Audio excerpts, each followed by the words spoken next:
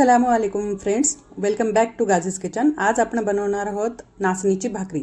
त्याच्यासाठी मी एका कढईमध्ये पाणी तापायला ठेवलं, त्यात थोडं मीठ थोडं तूप घालून मिसळून घेतलं आणि नाचणीचं पीठ त्यात घट्टसर असं मिक्स करून घेतलेलं आहे आणि थोडा वेळ त्याला 5-10 मिनिटं थंड करून त्याला तेलाने किंवा तुपाने चांगलं मळून घेऊन त्याला झाकून ठेवायचं आणि नंतर सुकं पीठ घेऊन जसं आपण गव्हाची चपाती बनवतो तसंच आपण बनवूयात।